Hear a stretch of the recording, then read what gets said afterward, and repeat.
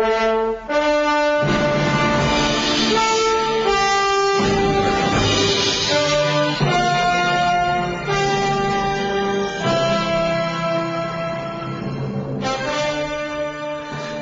morning and welcome to Shattering Myths, a program devoted to what's going to need to be the fastest growing segment of our society, if it isn't already.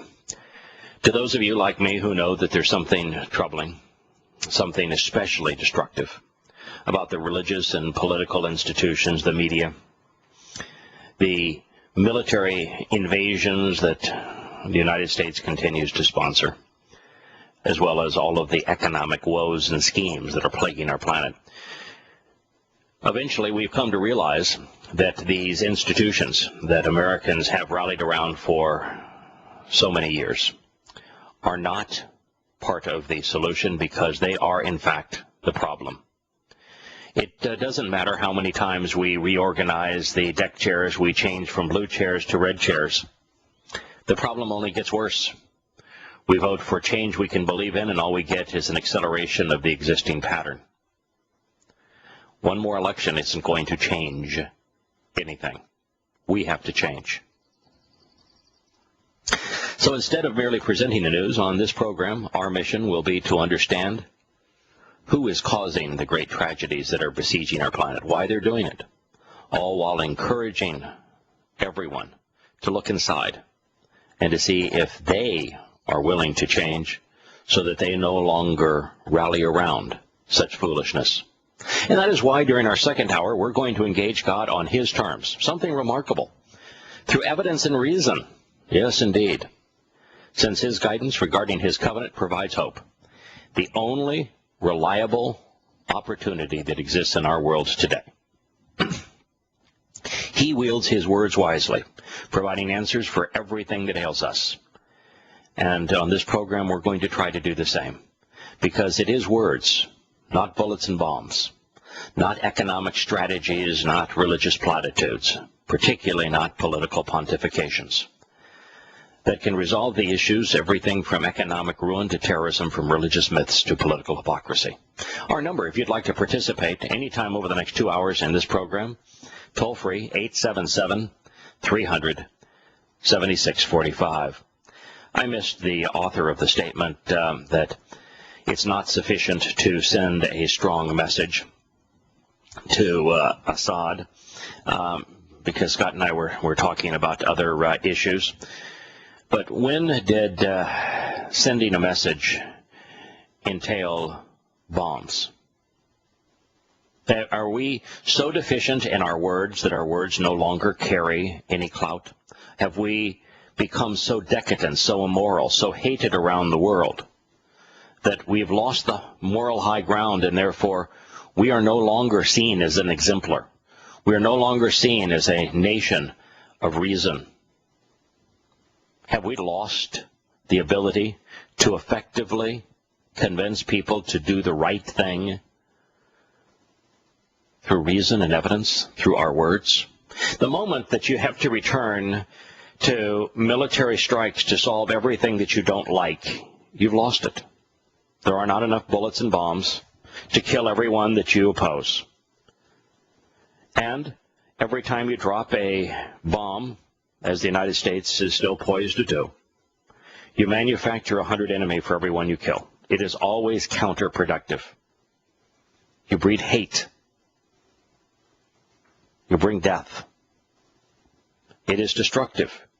It is not a means of resolving anything. Americans have really gotten into a rut in terms of their inability to see their actions in context, nor even evaluate the consequences of what they do. We've lost the ability to see how a speech at Al Jazeera University regarding Muslims not being at war with the United States and America never being at war with Islam, both of which are lies by this president, speaking of the great achievements of Islam, which is also a lie, encouraging Muslims to rise up, and they did. There was an Islamic Reformation, and we're paying the price for that today. But that Islamic Reformation that we let out of the bottle cannot be suppressed with weapons of war. It craves war. Yes, I know that so many conservative talk radio programs, and are they all not conservative, say that that's all these goons know is force. So let's show them what they know. Now, force is what they crave. The moment we stoop to their level, we are no better than they. What we needed to do immediately after 9/11, when we started down the wrong path, because Americans thought that a nation has to respond when something bad happens, and that response must punish someone. The moment we headed down that wrong path, we lost the opportunity to resolve the problem with words. And that was the solution. We could have resolved the issue using our minds, using our rhetoric.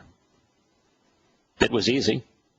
Immediately after 9/11, I wrote a book called Tea with Terrorists, included in it the three-step plan that we could use to resolve the threat of Islamic terrorism in less than 6 months. That was 12 years ago, almost 13 years ago, but now it was straightforward. Do these three things, the threat of Islamic terrorism goes away, and America is back on the track to have economic independence, opportunity. But no, we chose to ignore the consequence of our actions, not to look at anything as a whole picture, and instead to lash out with bullets and bombs. We invaded Afghanistan, even though al-Qaeda was not the responsible party for 9/11.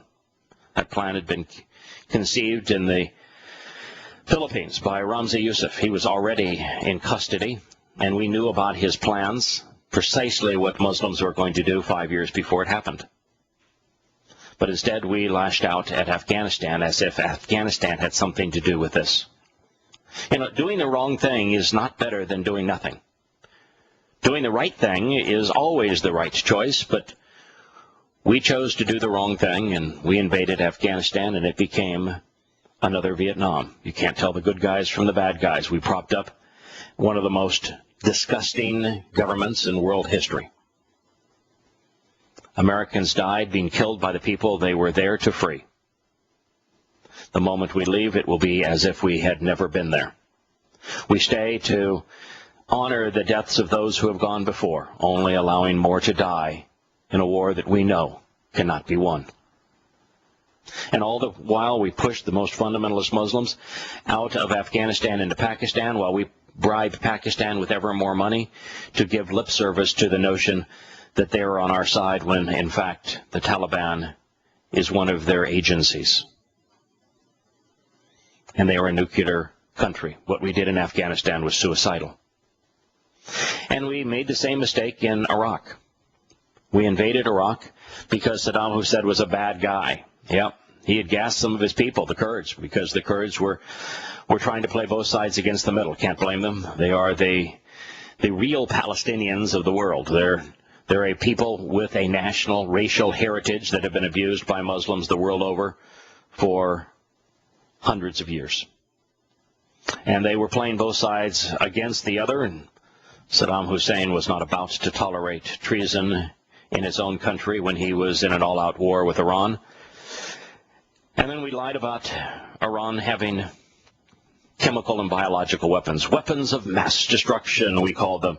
And we took Colin Powell out before the United Nations, and he made this great dog and pony show using PowerPoint presentations, as do so many bureaucrats in the U.S. government.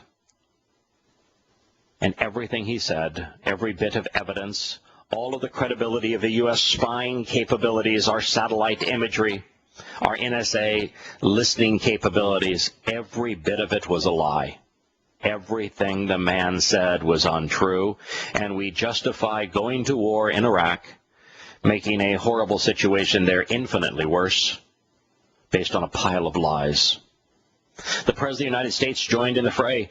He knew at the time, he had been told both by Britain and by the director of the CIA, that the yellow cake uranium purchase from Niger did not occur, that it was fabricated by the Shias, turns out, in hopes that the United States would invade and give them Iraq. He lied, justifying his desire to invade Iran. 10,000 Americans died as a result of his lie. That makes him complicit in murder. Yeah, if you think that Obama is bad, George Bush was still worse. 1 million people died as a result of our invasion. We squandered $6 trillion, bankrupting the country for our children. And we made a bad situation worse. The reason that there is a bloody civil war that has led to the deaths of over 100,000 people in Syria is a direct result of the United States invading Iraq and giving Iraq to Iran. That is the only reason that this has occurred. So once again, we're back on the same carousel, as if we learned nothing from our mistakes. And these are not mistakes in our distant past, but in our present. And we're saying, bad, bad Assad, gasps his people. So America needs to punish him. Let's hold him accountable. That's the American way. And it tells the American bureaucracy, tells the world and its people, we know for sure it was him that did it. Just like we told the world that we were sure that Saddam Hussein had weapons of mass destruction. It was a lie then. Why is it credible now? And should it be true? Well, let's say that a rogue faction of Assad's troops actually fired some Scud missiles into a neighborhood of Damascus 3 miles away from the presidential palace. Let's say that they were that stupid.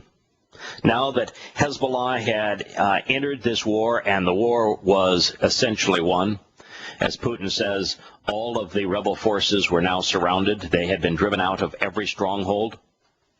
Now that it was over, just mopping up the details remained.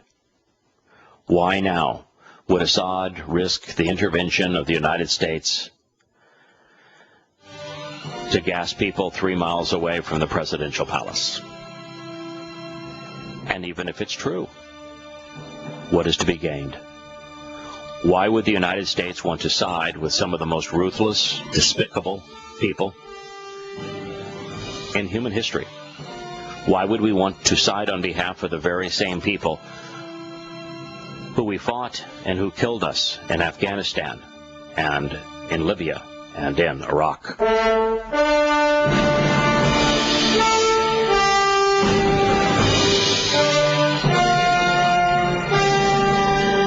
Welcome back to Shattering Myths. This whole mess in Syria, well, the mess in Syria is our making. The United States invaded Iraq, gave Iraq to Iran, turned Iran's primary enemy, which was Saddam Hussein's Iraq, into Iran West, and in so doing, changed the balance of power so significantly in the Islamic world that it put the Qataris, the Kuwaitis, and the Saudi Arabians solely in opposition to the Iranians and their influence in Iraq, in Syria, and in Lebanon.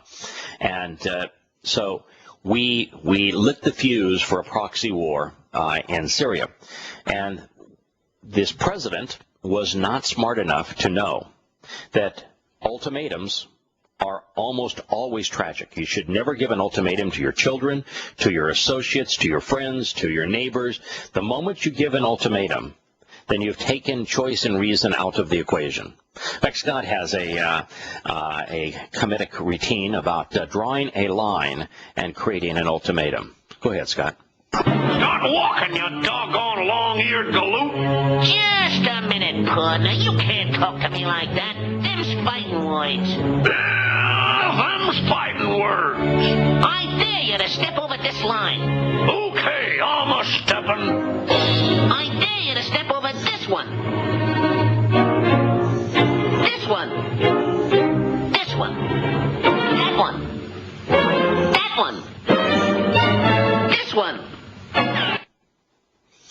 Yes, indeed. He put himself in this position. So should America go to war once again because the President of the United States misspoke? Is that worth the killing and destruction that will follow? You know, there are consequences of making an ultimatum and then not acting upon it.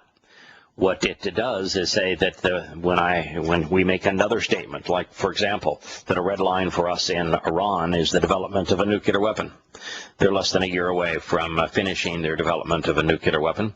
And now Israel knows that the U.S. promised that it will not allow Iran to cross that line, that it would intervene in the case of something that does have imminent United States interests, where the war in Syria does not.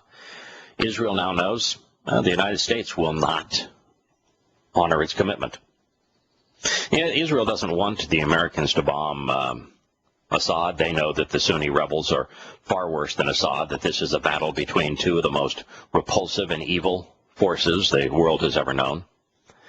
And so that last thing they want is the United States to stir it up and now put the United States in a position where both sides are blaming the United States and both sides therefore would be blaming Israel, and they widen the conflict even broader than it already is. The last thing Israel wants is a conflict between Russia and the United States in Syria.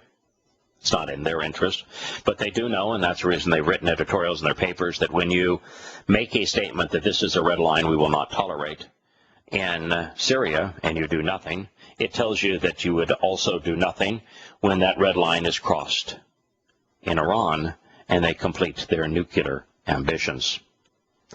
Well, so what is the president doing? President Barack Obama said that chemical weapons and the attack in Syria threatened U.S. allies, Israel and Jordan.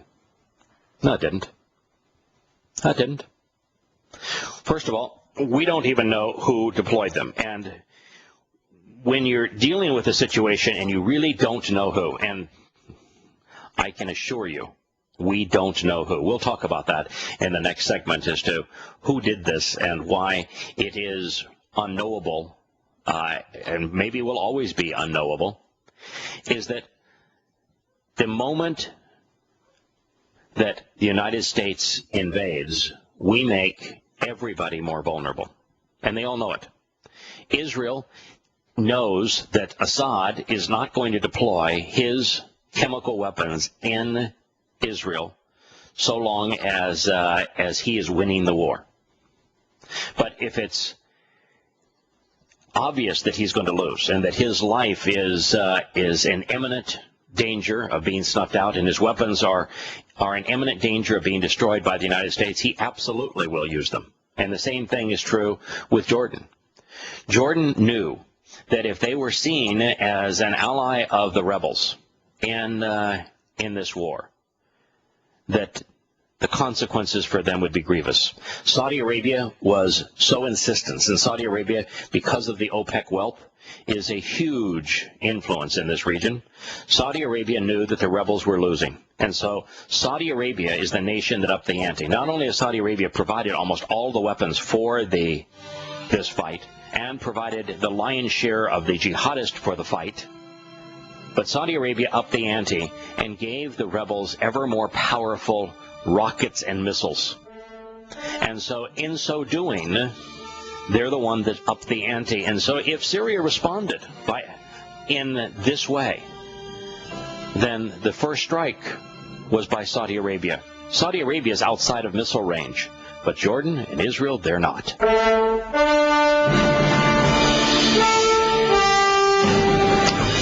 Welcome back to Shattering Myths. I didn't quite complete the equation for everyone regarding Jordan, since the president has said that we ought to act because it's in the interest of Israel and Jordan.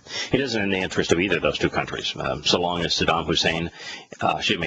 Assad, but by the way, those guys are the same. If you depose Saddam Hussein in Syria, you can look at what happened afterwards to understand what's going to happen if you depose Bashar Assad in Syria. So that slip there was very insightful for anyone who wants to understand cause and consequence. in Iran, they realized that if Saddam Hussein was deposed by the United States, that the fact that they controlled the people, the Shiites through the mosques, and that they were the majority, that they would prevail. And that as such, that it would be essentially giving Iraq to Iran. And so we deposed Saddam Hussein, made certain that he was killed, watched him crawl out of a hole, and then one person, one vote, and they have voted for a government that was controlled entirely by Tehran. That was a disaster, made a bad situation infinitely worse. It's now responsible for over 5,000 Iraqis having succumbed to suicide bombers this year alone. It also raises the question, if 1,000 people or even 1,400 people, whether it's 200 or as the Doctors Without Borders suggest, or it is 1,429 as the United States insists, without any means to identify the number other than cell phone videos, then we're back in exactly the same position. Why is the war that we created in Iraq with the Sunnis, these very same jihadists on the rebel side, using suicide bombs to kill Shias in mosques and marketplaces, 5,000 of them, why is that not considered a red line? Why is that not considered an immoral and barbaric strike against the most vulnerable people? Why is killing over 5,000 people this year alone in mosques and marketplaces considered okay, something that we'll just overlook, when killing 300 to 1,500 in Syria, something we can't overlook? Is a suicide bomb somehow more acceptable than is a chemical attack? Why is it then we became so riled by the bombing in Boston? Why is it we became so riled by the bombing in New York City in 9/11, which was a suicide bombing? The issue on Jordan that I promised that I would cover is that Jordan wanted to stay out of this dispute because it has no means to stand up to Syria, and it knows that its population centers are a matter of seconds away from Damascus on a chemical attack. If Assad is going to go down, he will launch his chemical-laden rockets at the population centers in Jordan, who has absolutely no way to defend its population. And those rockets will bring down death in a matter of seconds. The United States invading, the United States bombing Syria is not in Jordan's interest. And the reason that Jordan now is in the crosshairs is because it violated another ultimatum. Assad told the Jordanians that, yes, we know that the Saudi Arabians are supplying all the weapons which have turned this conflict into a civil war. If you allow them to roll all of their weapons through and their trucks through to arm the jihadists, Jordan, then there will be a consequence. They did. That's when the most recent arms shipments into Syria by the Saudi Arabians, supplying missiles and surface-to-air missiles as well as rockets, went right through Jordan, making Jordan now a target. I'd like listeners to think about this too. Suppose that we're in a situation in America where the Canadians decide that they want to ally with all of the Asians in America, and they want to oppose the Caucasians. And they decide that they're going to provide every weapon that they can get their hands on that they think that the Asians in America would be willing to deploy against Caucasians. And at the same time, you have the Mexicans deciding that they want to get the land that they lost to America in the Mexican-American War back, and they decide that they're going to supply anti-tank surface-to-air missiles as well as automatic machine guns and assault rifles to all the Hispanics in America. And so both of these two nations decide they're going to take their allies and they're going to weaponize the dispute. And the target's going to be Caucasians in America and the American government by arming with the most lethal weapons possible the Hispanics and the Asians against the Caucasians. What do you think you'd feel like in America? Even if you were a Hispanic, you were an Asian, you were no matter. And that's exactly what happened in Syria. So for us to say that it is immoral for Syria to have hit back, when in fact that is exactly the scenario that has taken place in Syria, where outside nations have provided weapons, is losing sight of what has actually occurred. Now, speaking to journalists in the Russian Far East city of Vladivostok, Mr. Putin urged Mr. Obama, as a Nobel Peace Prize laureate, which was such a joke in his first term, to think about the victims of Syria before using force. I love Putin. I mean, he is evil right to the core. He is an extraordinarily bad man, but he is so clever in the way that he wields his malfeasance that he's entertaining, and that's what I mean by I love him, in the sense that I love to watch his maneuvers, because the man, evil as he may be, has become so entertaining. One of the things about Putin is he has gone from being the world's pariah, on the wrong side of everything, to now he is the voice of reason. It's not because Putin has grown. No, he's still an evil man. It's not that Putin has changed. He's still a fascist dictator. It's just that we in the West, particularly America, have plummeted so far, have become so grotesquely ignorant and irrational and immoral, so dishonest, that now he is the rational individual and we are the idiots. I mean, look how stupid it was for America to decide that we're going to boycott Russia, that we're going to condemn Russia of reigniting the Cold War because they wouldn't turn over an asylum seeker in Edward Snowden, and that the United States would single-handedly say we're not going to hold a summit with Putin because of Edward Snowden. And all Snowden did was reveal the malfeasance of the United States, that we were not only spying on our own citizens, but the United States was spying on all of our friends. That's all he did. And that was our red line, man. If you don't turn him over to us so that we can prosecute a whistleblower that exposed our malfeasance, well, we're not going to meet with you. Old Obama called Putin the bully who sits hunched in the back of the class. Took in a swipe at him. What a stupid thing to do. And now Putin is saying, we actually have boots on the ground in Syria. Our investigators went to the scene of the chemical attack right after it occurred. We didn't even need to ask permission. We found that the rockets that were used were Scuds, the same kind that the rebels have been using during the whole war. Same kind that are launched at Israel from Hamas. And we found that the sarin was of a very low cottage quality, not the quality that the Assad government would have used. We're there.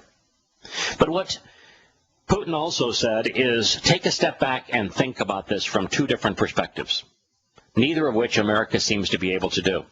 And as a matter of fact, when I talk about either one of these two to folks, the first thing that I hear, but he is supplying the Syrian government with munitions, and therefore, what do you expect him to say? Well, that is to discount these next two statements with an ad hominem argument because you've got nothing better. And that's a fallacy. But if supplying arms to a nation renders a nation incapable of offering thoughtful and moral advice, then the United States would be the most thoughtless and most immoral nation on earth, because we sell more weapons to more countries than everybody on earth combined. So let's think about this. He said two things. One is that the attack, the actual evidence on the ground, which they have investigated and the United States has not, because the United States has no one on the ground in Syria. No one. The Russians do. They said, we've investigated it. The quality of the sarin gas was such that it wasn't a part of Assad's arsenal, and the delivery mechanisms were crude scuds. He then said something else that ought to have shaken America to its core, if you want to be rational. The first thing that you do is you look at who has the most to gain, who has the most to lose, based on an event. The rebels had everything to gain and nothing to lose other than the deaths of some of their citizens, which they care nothing about, by making it look like the Assad regime had gassed them. The Assad government had nothing to gain and everything to lose by actually perpetrating a chemical attack when it was obvious that they were in control of this long civil war. And under those circumstances, even if a rogue element of the Assad regime did use them, it would be stupid for us to respond. And then he said the third thing that also should have shaken America to its core. Look at what you've done. You tell me, how in the world your invasion of Afghanistan has brought anything but death and destruction? You tell me how your invasion of Iraq has turned out in any way positive. What has it brought but death and destruction? You tell me how siding with the rebels in Libya turned out to be good. How is it that your bombings in Pakistan have stabilized that situation and made Pakistan a better country? You tell me how anything the United States has done in this part of the world, Putin said, has made a situation better rather than worse. And now you stand poised to do it all over again? Putin says, maybe I need to send some people with rhetoric and evidence to the U.S. Congress to awaken them to this reality.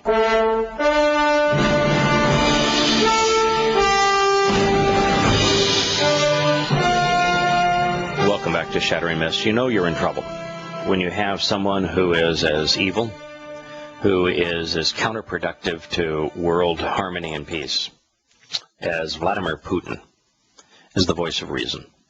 But that's how far we have fallen. That by comparison to a man who has turned Russia into a fascist dictatorship, that by that comparison, we look like utter bumbling fools.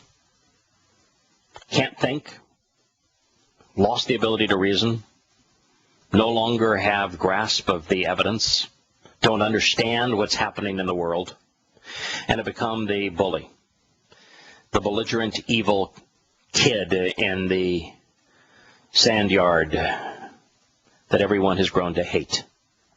Everything that's revealed about us now is bad. The WikiLeaks document shows that America wantingly, willingly killed Afghani civilians and filmed doing it and then lied about it. It showed that the United States State Department was almost always mocking other nations while feigning support. It showed that the United States military knew that the Afghani war was lost 6 years ago, and yet continued to engage, allowing ever more Americans to die for a lost cause. That the president is so paranoid, he started eavesdropping and tapping the telephone conversations of the Associated Press. That he is so despicable in terms of opposing his foes, that he sicked the IRS after conservative organizations to spy on them.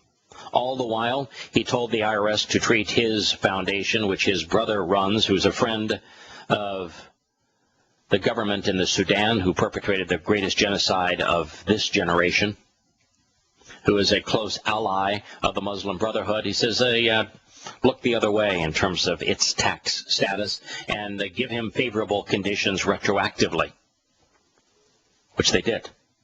Grotesquely immoral on both accounts.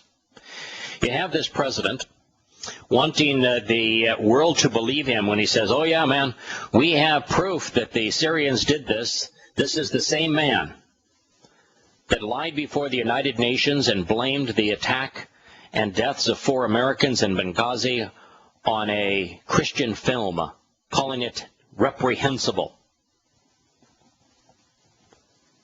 when he knew for certain that the attacks had been perpetrated by Ansar Sharia, friends of Islamic Sharia law, using weapons that the United States had indirectly supplied. The truth did not serve his interest, so he made up his own set of facts. And now this same administration is trying to justify their desire to bomb Assad on the same kind of phony evidence. Why? Because this president, in his speech at Al-Jahar University, which was the head of the foundation, really, of the Muslim Brotherhood, it's where it began, it was the source of the election of Morsi and the Islamic fundamentalists in Egypt. It unleashed the Islamic Reformation that has taken over this part of the world. He sees himself as a Sunni, as the great emancipator and leader of the Sunnis. And so a blow against the Shiites he views as in his legacy's interest.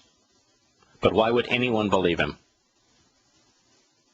They say that the attack killed 1,429 people when Doctors Without Borders says the number's closer to 300 that died in the chemical attack. We don't have anybody on the ground there. How did we count? Do we look at the videos and say, that child looks different? Oh, that child is in a different wrapping than some other child. How is it that we are the least bit credible? We even say that Syrians had chemical weapons personnel operate in the area. Do you think that a man who is fighting to save his country is going to say, the chemical weapons team that use rockets and that use artillery can't engage in the defense of Damascus, and so we're going to exclude their capability? Why just the fact that they were in the general area makes any difference? Yes, they say that we have satellite proof that Scuds were shot from an area controlled by Assad. As if in urban warfare, one side is always in wholesale control and the other side can't, as insurgents, act as well. It's just utterly insane.